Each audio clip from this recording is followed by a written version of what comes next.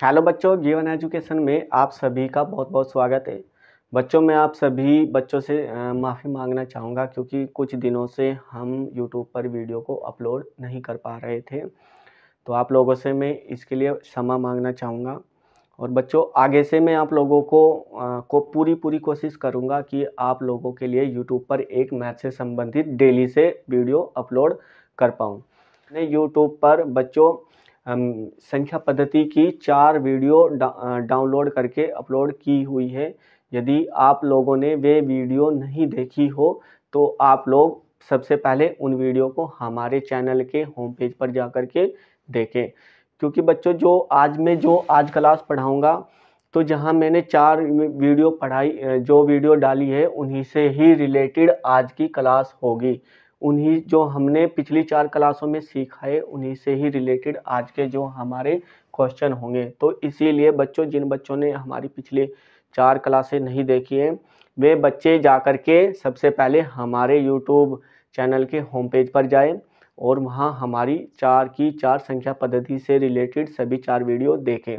बच्चों, मैं आप लोगों को यहाँ याद दिला देना चाहता हूँ कि हम यहाँ गिवन एजुकेशन पर रेलवे के एग्ज़ाम को स्पेशल ध्यान में रख करके यहाँ तैयारी कराई जा रही है मैथ के सबसे पहले चैप्टर से, संख्या पद्धति से। तो बच्चों, यदि आप भी मैथ की तैयारी रेलवे के लिए करना चाहते हैं तो आप भी हमारे चैनल से जुड़ करके अपनी मैथ की तैयारी अच्छे से कर सकते हैं। मैं आप लोगों को बच्चों यहाँ विश्वास दिला देना चाहता हूँ कि आपको हमारी क्लासें पढ़ करके कोई भी कोर्स, मैथ से संबंधित कोई भी कोर्स आपको परचेस नहीं करना पड़ेगा। यदि आप हमारी रेगुलर वीडियो देखते रहे मैथ से संबंधित तो आपसे वादा करता हूँ कि आपको कोई भी मैथ से संबंधित कोर्स नहीं परचेस करना पड़ेगा। हमारा पहला क्वेश्चन है, 50 और 80 के बीच सभी अभाज्य संख्याओं का योग क्या होगा। बच्चों, ये पूछा जा रहा है कि जो भी 50 से और 80 के बीच में जितनी भी अभाज्य संख्या पड़ती है उन सभी संख्याओं का योग क्या होगा। मैं आप लोगों को बता देना चाहता हूँ कि 50 से जो सबसे पहले हमारी 50 से आगे की जो संख्या अभाज्य आती है सबसे छोटी वो होती है बच्चों 53। फिर उसके बाद हमारी संख्या कौन सी होती है 53 के बाद 57। और फिर कौन सी होती है बच्चों, इसके बाद हमारी अभाज्य संख्या, नहीं बच्चों 57 तो 19 दिया कितने होते हैं 57, तो ये तो कट जाएगा हमारा। तो फिर कौन सी आएगी बच्चों 59 आएगी। कौन सी आएगी 59। फिर ऐसे ही बच्चों हमारी अगली अभाज्य संख्या कौन सी है यहाँ 61। फिर अगली अभाज्य संख्या कौन सी है यहाँ 67। और फिर अगली अभाज्य संख्या कौन सी है यहाँ 69 नहीं होगी, 69 एक भाज्य संख्या है तो कौन सी होगी यहाँ बच्चों 71। और फिर कौन सी होगी यहाँ 73। और फिर कौन सी होगी यहाँ होगी हमारी 79। इन सभी संख्याओं का क्या करना है, हमें योग करना है। तो मैं आप लोगों को यहाँ याद दिला देना चाहता हूँ यहाँ कि यहाँ देखो सभी जितने भी ऑप्शन है हमारे सब में इकाई अंक क्या है यहाँ अलग अलग है। सब में क्या है यहाँ इकाई अंक अलग अलग है। बच्चों, ये मैंने ऑप्शन अपनी तरफ से सेट नहीं किए हैं, जैसे जो भी पेपर में जैसे भी ऑप्शन आए हुए हैं बिल्कुल वही वाले यहाँ ऑप्शन आपके लिए रखे गए हैं। तो क्या करना है बच्चों, जैसे यहाँ सभी ऑप्शनों में हमारे इकाई अंक क्या है अलग अलग है तो क्या करेंगे हम इस क्वेश्चन को जल्दी से करने के लिए क्या करेंगे कि सभी अभाज्य संख्याओं का केवल क्या करेंगे इकाई अंक का क्या करेंगे यहाँ योग करेंगे। जो भी हमारा इकाई अंक का योग होगा वही ऑप्शन में यहाँ इकाई अंक होगा। तो सबसे पहले हमारी इकाई अंक क्या है बच्चों 9 है। 9 में 3 जोड़ेंगे तो कितना आ जाएगा बच्चों हमारा 12। 12 का भी इकाई अंक 2 होता है तो 2 में 1 जोड़ेंगे हो जाएगा हमारा 3। 3 में 7 जोड़ेंगे 10 हो जाएगा। 10 में 1 जोड़ेंगे 10 में इकाई अंक क्या होता है 0। और 0 में 1 जोड़ेंगे तो 1 हो जाएगा। 1 में जोड़ेंगे 9 जोड़ेंगे तो 10 हो जाएगा। 10 का इकाई अंक 0 होता है। और फिर 0 में 3 जोड़ेंगे तो बच्चों कितना हो जाएगा हमारा इकाई अंक 3 हो जाएगा। तो अब हमें ज्ञात करना है बच्चों इकाई अंक किस में 3 है, कौन से ऑप्शन में है सी में। तो हो गया नहीं बच्चों जल्दी से। ऐसे ही एग्जामिनर आपका टाइम जाया करने के लिए क्या करता है, उसने क्या किया कि हमें 50 से 80 तक क्या दे दिया अभाज्य संख्याओं का योग करने के लिए दे दिया, लेकिन बच्चों वो एक रास्ता और भी देता है जिससे कि बच्चे क्या कर पाए, उस क्वेश्चन को जल्दी से कर पाए। उसने दूसरा रास्ता क्या दिया था कि सभी ऑप्शनों में इकाई अंक क्या थे हमारे, अलग अलग थे। या तो हम क्या कर सकते थे, सभी संख्याओं का योग कर सकते थे, जिससे हमारा यहाँ क्या हो जाता, बहुत टाइम हो जाता। तो हमने क्या किया, केवल स्मार्ट तरीके से कि सभी संख्याओं का इकाई अंक का क्या कर लिया, योग कर लिया, क्योंकि यहाँ सभी ऑप्शनों में इकाई अंक क्या है, यहाँ अलग अलग है। ऐसे ही बच्चों अगला क्वेश्चन करेंगे हम। क्वेश्चन नंबर 2 है बच्चों। क्वेश्चन नंबर 2 आया हुआ है, किस परीक्षा में आया हुआ है हमारा ये क्वेश्चन नंबर 2, आरपीएफ कांस्टेबल 2019। ये क्वेश्चन आया है बच्चों आरपीएफ 2019 में आया हुआ है। और कौन सी शिफ्ट में आया हुआ है बच्चों, ये शिफ्ट सेकंड में आया हुआ है। ये शिफ्ट कौन सी में आया हुआ है बच्चों, सेकंड शिफ्ट में आया हुआ है। कौन सी में, सेकंड में। बच्चों मैं आप लोगों को फिर से बता देना चाहता हूँ कि ये ऑप्शन मैंने अपने आप खुद से सेट नहीं किए, ये जैसे एग्जाम में आए हुए थे ऑप्शन, बिल्कुल ऐसे ही मैंने यहाँ आप लोगों के लिए यहाँ लिख दिए हैं। क्वेश्चन है बच्चों हमारा, क्वेश्चन में क्या बोला गया है, सबसे छोटी अभाज्य और किसी भी पूर्णांक संख्या 0 को छोड़कर का गुणनफल क्या होगा। बच्चों अगर आपको ये नहीं पता है कि हमारी अभाज्य संख्या कौन सी होती है और पूर्ण संख्या कौन सी होती है, तो कृपया करके आप हमारी पिछली 4 क्लासें, आप हमारी सबसे पहले वे 4 क्लासें देखें, जहां आपको अच्छे से पूर्ण संख्या और अभाज्य और बाकी जितनी भी प्रकार की हमारी संख्याएं होती हैं, वहाँ आपको बिल्कुल बेसिक डिटेल से बताया गया है।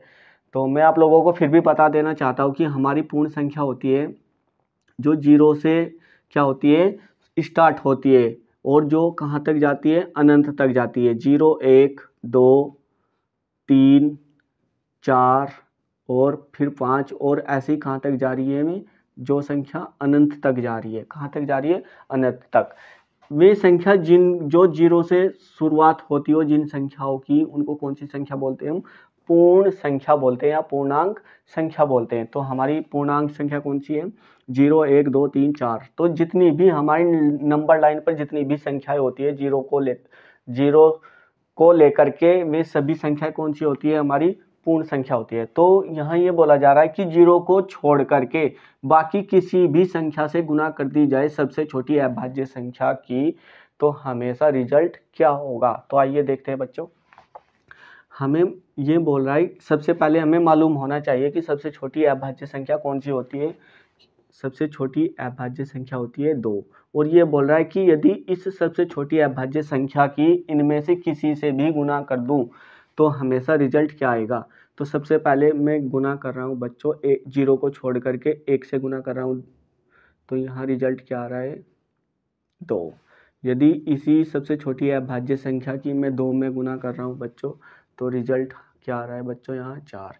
यदि इसी अभाज्य संख्या की मैं गुना कर रहा हूँ बच्चों 3 से, तो यहाँ रिजल्ट क्या आ रहा है बच्चों, 6। यदि इसी अभाज्य संख्या की मैं गुना कर रहा हूँ यहाँ 4 से, तो बच्चों यहाँ रिजल्ट क्या आ रहा है मेरा, यहाँ 8। अर्थात बच्चों यहाँ अब हम यहाँ कह सकते हैं कि यदि मैं सबसे छोटी अभाज्य संख्या की गुना किसी भी संख्या में कर रहा हूँ, किसी भी प्राकृत संख्या में कर रहा हूँ, तो हमें रिजल्ट हमेशा कैसा मिल रहा है, एक सम संख्या मिल रहा है। रिजल्ट कैसा मिल रहा है, यहाँ सम संख्या मिल रहा है। तो अब हम अपने ऑप्शन की ओर जाएंगे। हमेशा 1 प्राप्त होगा नहीं, 2 भी प्राप्त हो रहा है, 4 भी प्राप्त हो रहा है, 6 भी प्राप्त हो रहा है और 8 भी प्राप्त हो रहा है। 0 प्राप्त होगा नहीं, 0 भी प्राप्त नहीं होगा, हमेशा एक सम संख्या प्राप्त होगा। हाँ बच्चों, यहाँ 2 की गुना यदि मैं किसी भी प्राकृत संख्या में कर रहा हूँ, तो यहाँ हमेशा मुझे रिजल्ट क्या मिल रहा है, एक सम संख्या मिली है। 2 भी एक कैसी संख्या, एक सम संख्या है। ऐसी हमारी 4 भी एक सम संख्या है, हमारी 6 भी एक सम संख्या है और 8 भी हमारी क्या, एक सम संख्या है। तो हम 2 की किसी भी संख्या में यदि गुना कर रहे हैं तो हमें कैसी संख्या प्राप्त हो रही है, एक सम संख्या प्राप्त हो रही है। अर्थात ये नोट भी कर लेना बच्चों, नोट डाउन भी कर लेना, 2 एक ऐसी संख्या है 2 की किसी भी संख्या में यदि हम गुना करेंगे, किसी भी संख्या में गुना करेंगे बच्चों, 2 की किसी भी संख्या में गुना करेंगे, संख्या में गुना करेंगे तो हमें रिजल्ट भी क्या मिलेगा बच्चों, यहाँ सम संख्या मिलेगा। ठीक है, क्या मिलेगा, यहाँ सम संख्या प्राप्त होगी। 2 की किसी भी संख्या में गुना करेंगे तो हमें रिजल्ट भी क्या मिलेगा, एक सम संख्या मिलेगी। तो यहाँ हमें रिजल्ट क्या मिला, एक सम संख्या मिली है। तो हमारा ऑप्शन कौन सा सही है, सी ऑप्शन सही है। ऐसे ही बच्चों क्वेश्चन नंबर 3 करेंगे हम, इसको उतारो आप। क्वेश्चन नंबर 2 है दोस्तों, क्वेश्चन नंबर 2 में क्या बोला गया है दोस्तों, 2 अंकों की सबसे बड़ी अभाज्य संख्या कौन सी है। 2 अंकों की हमें सबसे बड़ी अभाज्य संख्या बतानी है, जो कि ऑप्शन भी दिए गए हैं, हमें 4 ऑप्शन दिए गए हैं। और ये क्वेश्चन जो आया हुआ है, ये आया हुआ है RRB JEE शिफ्ट सेकंड 2019 में आया हुआ है।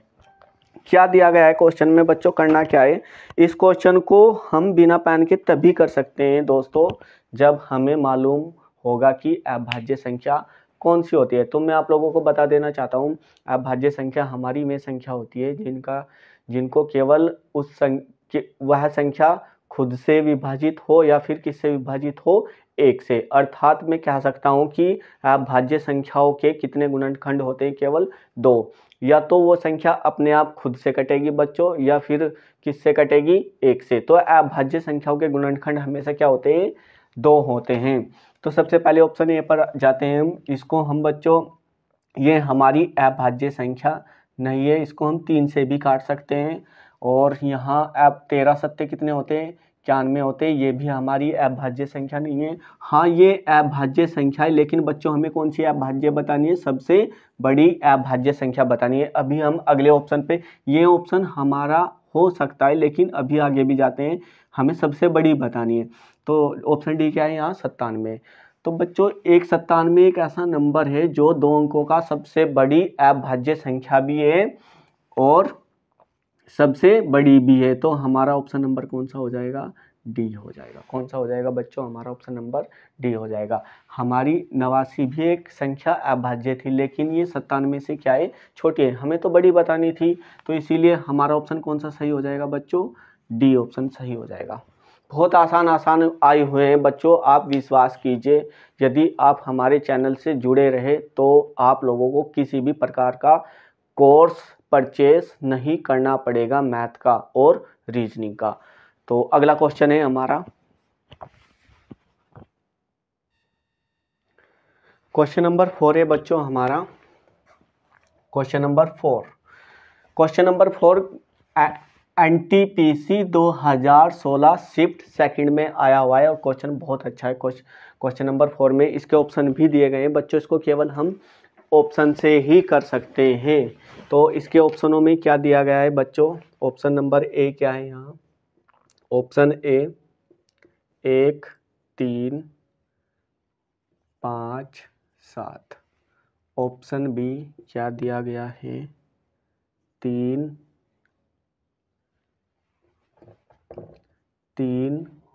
5 7 9। ऑप्शन सी क्या दिया गया है, 3 5 11 13। ऑप्शन डी क्या दिया गया है, 3 7 11 और 13। क्वेश्चन में क्या बोला गया है बच्चों, निम्न में से किन अभाज्य संख्याओं का योग 34 है।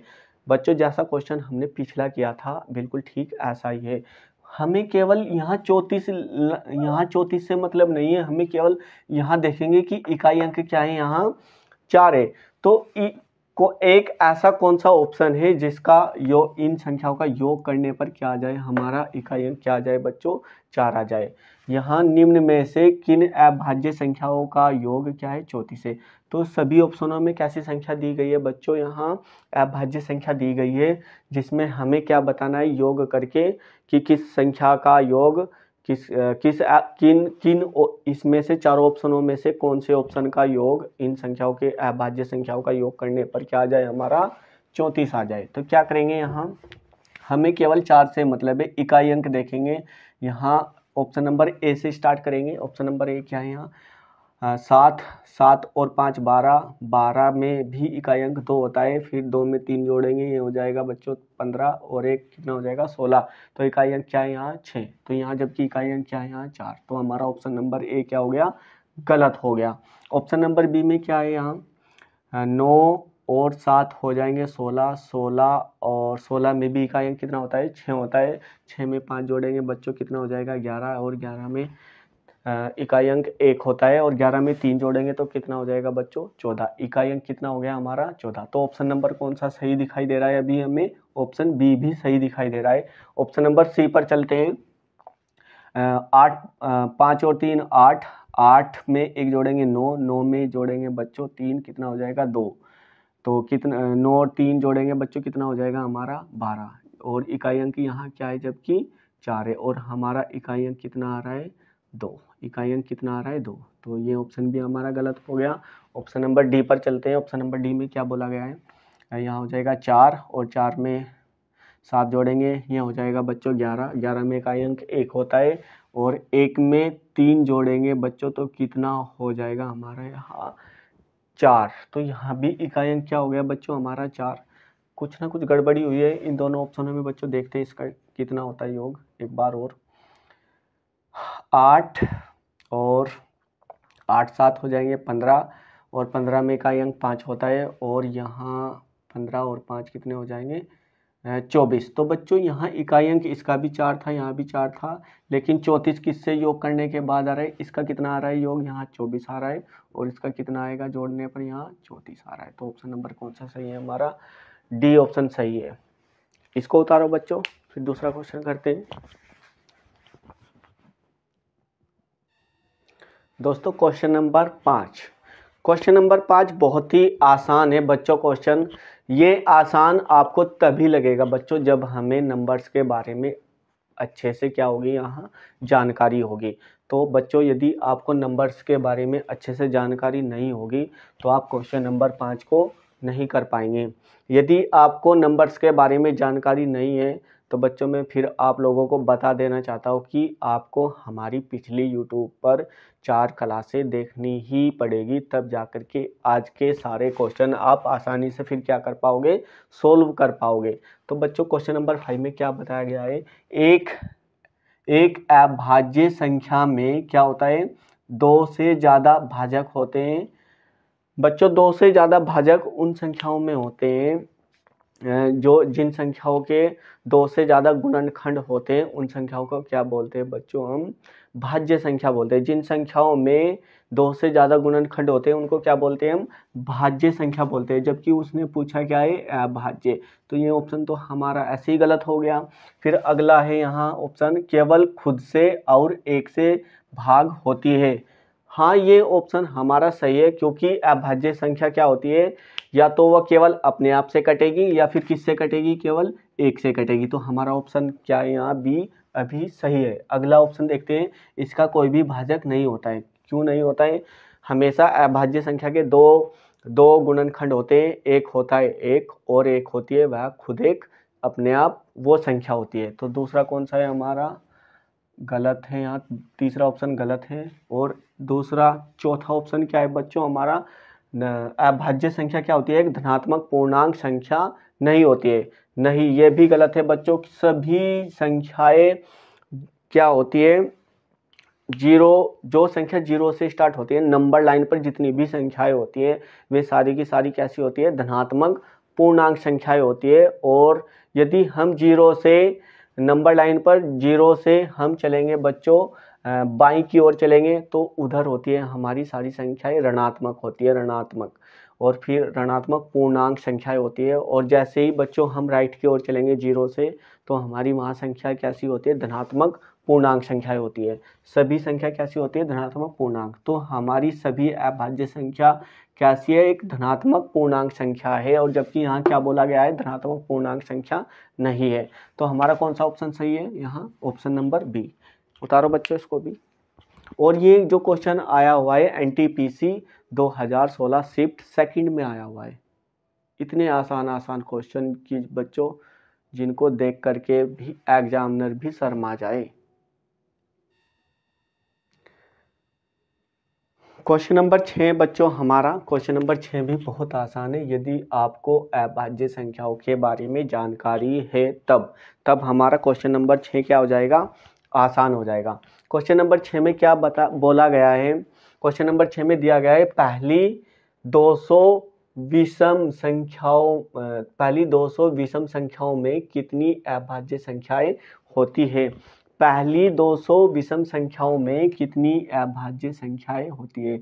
बच्चों मैंने आप लोगों को पिछली क्लासों में भी बताया था कि हमारी जितनी भी अभाज्य संख्या होती है सारी की सारी क्या होती है, विषम होती है, छोड़ करके कौन सी एक संख्या को, दो को। दो एक ऐसी अभाज्य संख्या है जो इकलौती क्या है बच्चों, एक सम संख्या है। दो हमारी एक अभाज्य संख्या है, लेकिन अभाज्य के साथ साथ में भी वो क्या, एक सम संख्या भी है। तो अर्थात मैं ये कह सकता हूँ बच्चों कि सबसे छोटी हमारी अभाज्य संख्या होती है 2।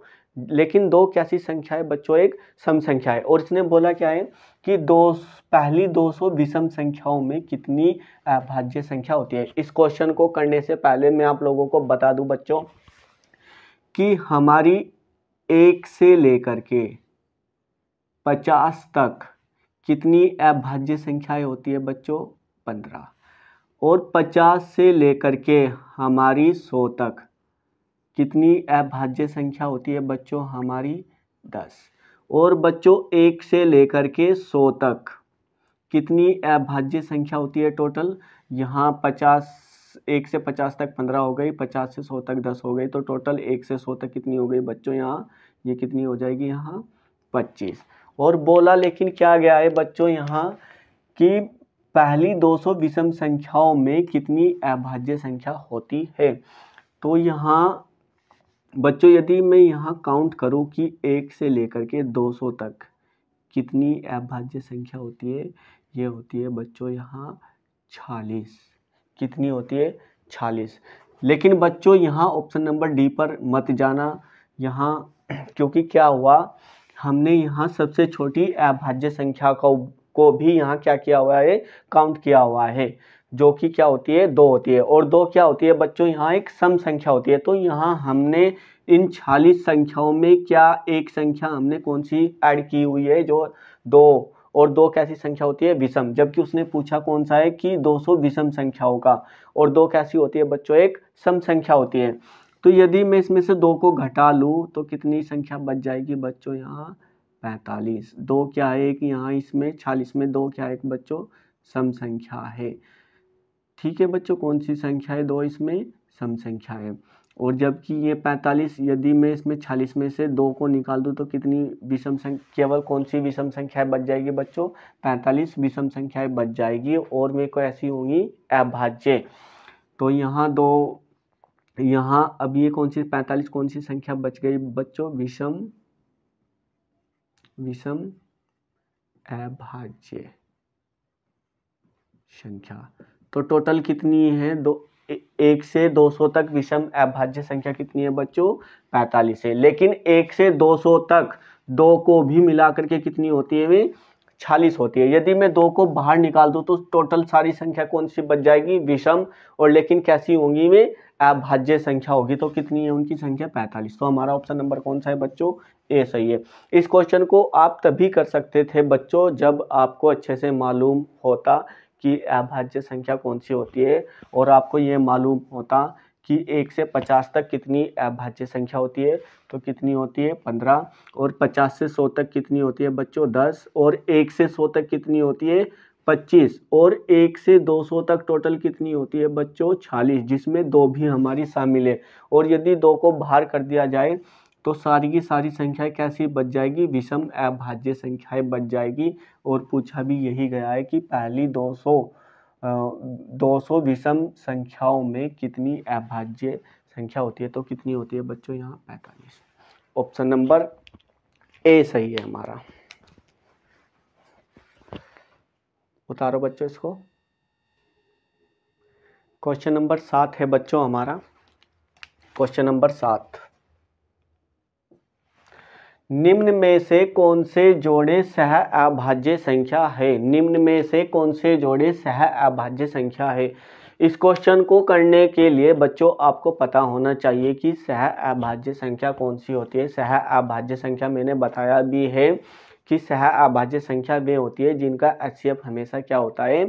1 होता है। अर्थात जिन संख्याओं में कोई भी संख्या कॉमन ना हो छोड़ करके 1 को, जिन संख्याओं में कोई भी संख्या कॉमन ना हो वह संख्या कौन सी होती है? सह अभाज्य संख्या होती है, जिसको हम क्या बोलते हैं? इंग्लिश में क्या बोलते हैं? को प्राइम नंबर। तो को प्राइम नंबर वे होते हैं जिनका HCF हमेशा क्या होगा? या तो 1 होगा, या जिनका गुणनखंड हमेशा जिनका गुणनखंड क्या होगा? कॉमन नहीं होगा, कोई भी गुणनखंड कॉमन नहीं होगा। तो बच्चों हम देखते हैं यहाँ इसमें हमें कौन सी संख्या कॉमन नज़र आ रही है। ऑप्शन नंबर ए में 348 और 296 में कौन सी संख्या समान नज़र आ रही है हमें? यहाँ ये भी 2 से कट जाएगा, ये भी 2 से कट जाएगा, तो दोनों में हमें कौन सी संख्या कॉमन नज़र आ रही है? 2। जबकि अभाज्य संख्या में कोई भी संख्या कॉमन नहीं होती है छोड़ करके 1 को। तो ये भी 2 से कट जाएगा, ये भी 2 से कट जाएगा। अर्थात मैं कह सकता हूँ कि इन दोनों संख्याओं का कम से कम एक गुणनखंड क्या है? यहाँ 2 है। दोनों संख्याओं को किससे काट सकते हैं? 2 से।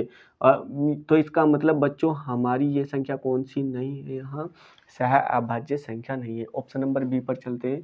तो कम से कम इस ऑप्शन नंबर बी में भी हमारा क्या कॉमन है? यहाँ 3 कॉमन है। और जबकि क्या कॉमन नहीं होना चाहिए था? छोड़ करके 1 को छोड़ करके कुछ भी कॉमन नहीं होना चाहिए था।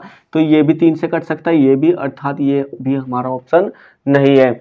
ऑप्शन नंबर सी पर चलते हैं। बच्चों यहाँ ऑप्शन नंबर सी एक ऐसी संख्या है जिसमें केवल 1 के अलावा कोई भी संख्या कॉमन नहीं है। हमको 59 को काटने के लिए हमें यहाँ या तो इस 59 को हम 1 से काट सकते हैं या फिर किससे काट सकते हैं? 59 से। ऐसे ही बच्चों इसको या तो हम 1 से काट सकते हैं 97 को, या फिर किससे काट सकते हैं? 97 से।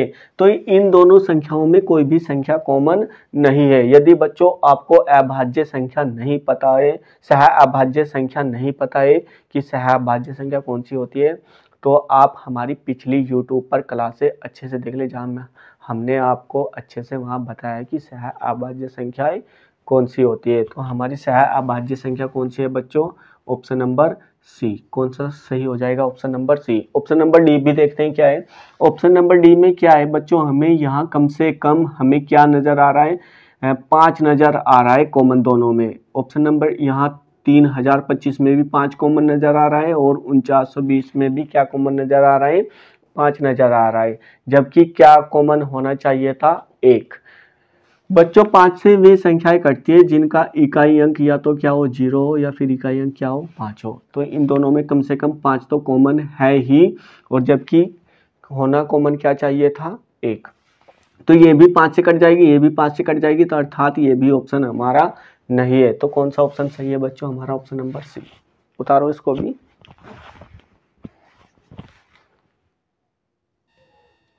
क्वेश्चन नंबर 8 भी बहुत अच्छा है बच्चों, जो कि हमारा पूछा गया है RRB ग्रुप डी 2018 में। ये क्वेश्चन भी 2018 में पूछा गया है ग्रुप डी की परीक्षा में।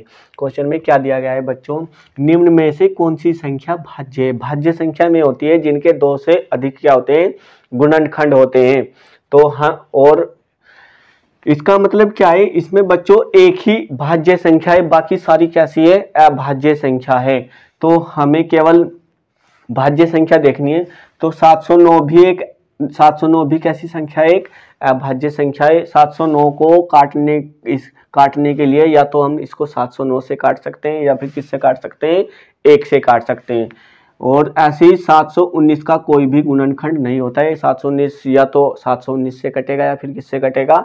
1 से कटेगा। 729 क्या होता है बच्चों? 729 9 गुना 9 गुना 9। अर्थात मैं कह सकता हूँ कि 729 क्या होता है? 9 का क्या होता है बच्चों? ये क्यूब होता है। तो ये कितना होता है? 9 का क्यूब कितना होता है? 729। तो ये हमारी 729 कैसी संख्या है? एक भाज्य संख्या है। 739 एक कैसी संख्या है? अभाज्य संख्या, क्योंकि 739 को भी किससे काट सकते हैं? या तो 739 या फिर 1 से। तो हमारे option B option A, B और डी एक सार, ये तीनों के तीनों कैसी है हमारी संख्याएं, अभाज्य संख्या, जो कि हमारी सी क्या है, एक भाज्य संख्या है। तो हमारा कौन सा ऑप्शन सही हो गया, ऑप्शन नंबर सी। ऐसे ही बच्चों अगला क्वेश्चन है, बहुत आसान क्वेश्चन है बच्चों, आप विश्वास कीजिए, यदि आपने हमारी पिछली क्लासें देख ली हो या नहीं देखी हो तो जाकर के आप हमारे यूट्यूब चैनल पर जाकर के वे क्लास से अवश्य देखें, तभी आज के क्वेश्चन आप आसानी से कर पाओगे बिना पेन और कॉपी के। बहुत आसान क्वेश्चन पूछे गए पिछली कुछ परीक्षाओं में बच्चों।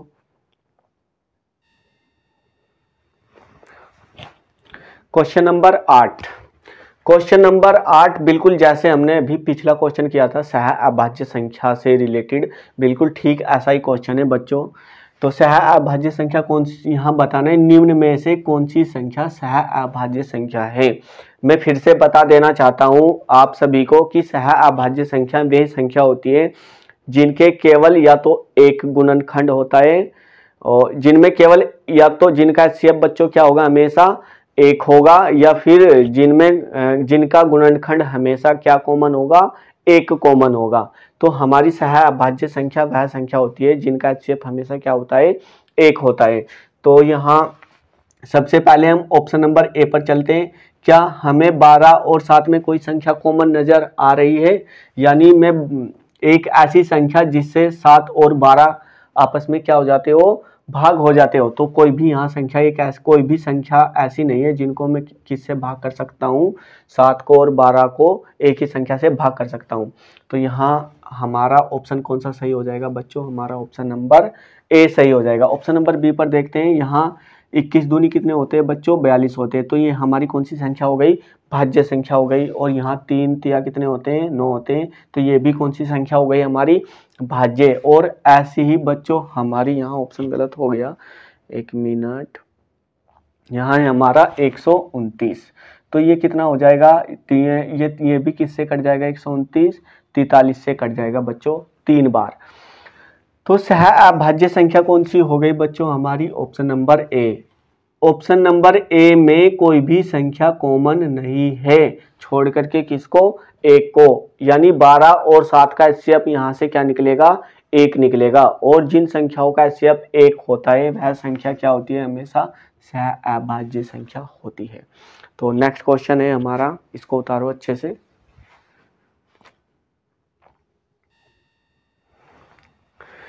क्वेश्चन नंबर 9 है बच्चों। क्वेश्चन नंबर 9 में क्या है, पहली 100 प्राकृत संख्याओं में कितनी संख्या अभाज्य संख्या है। तो बच्चों मैंने आपको बता भी दिया था अभी, पिछले जो क्वेश्चन किया था हमने अभाज्य संख्या से रिलेटेड, वहां मैंने बताया था कि 1 से 50 तक 15 अभाज्य संख्या होती है, और 50 से 100 तक 10 अभाज्य संख्या होती है। और मैंने ये बताया था अभी कि 1 से लेकर के हमारी 100 तक कितनी अभाज्य संख्या होती है, हमारी 25, जो कि ऑप्शन कौन सा सही है हमारा, ऑप्शन नंबर बी। तो बच्चों क्वेश्चन के नाम पर यहाँ केवल यहाँ हलवे क्वेश्चन दिए गए जो बिल्कुल हलवे की तरह है, इतने आसान क्वेश्चन दिए गए हैं। ये आसान तभी है बच्चों यदि आपको नंबर्स के बारे में अच्छे से जानकारी है, तो आप इन क्वेश्चनों को बिना पेन और कॉपी के भी कर सकते हैं, केवल मात्र 1 सेकंड में, यदि आपको नंबर्स की जानकारी यहाँ अच्छे से है। तो बच्चों अगला क्वेश्चन है हमारा, आज के लिए हम 10 ही क्वेश्चन करेंगे और बाकी क्वेश्चन करेंगे बच्चों हम अगली क्लास में, यानी कल को। तो ये क्लास आपके लिए कल को अपलोड कर दी जाएगी। अभी क्वेश्चन नंबर 10 करते हैं पहले बच्चों। और ये क्वेश्चन बच्चों RRB ग्रुप डी 2018 की परीक्षा सेकंड शिफ्ट में आया हुआ है। देखो कितना आसान क्वेश्चन है, यदि आपको डायरेक्ट याद होता कि 1 से 100 तक प्राकृत संख्याओं में कितनी अभाज्य संख्या होती है, तो कितनी होती है, 25 होती है। डायरेक्ट बिना 1 सेकंड भी समय गवाए भी हम इस क्वेश्चन को आसानी से कर सकते थे। तो क्वेश्चन नंबर अगला करेंगे, क्वेश्चन नंबर 10 है हमारा, इसको उतारो आप। क्वेश्चन नंबर 10, क्वेश्चन नंबर 10 आया हुआ है, ये आया हुआ है बच्चों RRB NTPC 2017। ये क्वेश्चन आया हुआ है NTPC 2017 में आया हुआ है और कौन सी शिफ्ट में आया हुआ है, ये सेकंड शिफ्ट में आया हुआ है। कौन सी शिफ्ट में आया हुआ है, ये सेकंड शिफ्ट में। और क्वेश्चन इतना आसान बच्चों की जिसकी कोई सीमा ही नहीं है। ऐसे ऐसे क्वेश्चन भी एनटीपीसी में पूछे गए हैं। तो आप लोग इसको तभी कर सकते हो यदि आपको क्या पता हो, विषम भाज्य संख्या पता हो। हमारी विषम भाज्य संख्या इनमें से कौन सी है, ये पूछा गया है। तो सबसे पहले हम 13 क्या है हमारी अभाज्य संख्या, ये भी ऑप्शन नहीं है। 17 क्या है हमारी अभाज्य संख्या है। और 12 क्या है हमारी भाज्य संख्या। तो है 12 लेकिन कौन सी संख्या है, ये सम संख्या है। तो ये भी ऑप्शन गलत हो गया, बच गया क्या 15। तो 15 एक ऐसी संख्या है जो विषम भी है और क्या है, एक भाज्य संख्या। भाज्य संख्या उसको बोलते हैं जिसके 2 से अधिक क्या हो, गुणनखंड हो। तो 15 बच्चों किस किस से कट सकता है, किस किस से विभाजित हो सकता है, एक से कट सकता है। एक किस से कटेगा बच्चों, 3 से। और एक किस से कटेगा, 5 से। और इसका अगला गुणनखंड कौन सा है, या फिर किससे कटेगा, ये खुद 15 से कटेगा।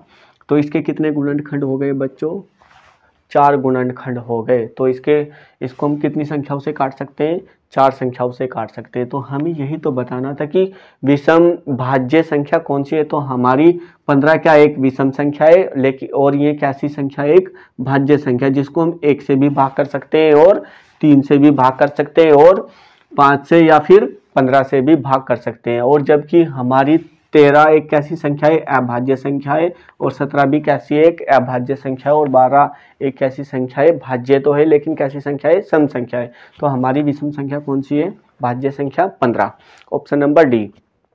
इसको उतारो बच्चों।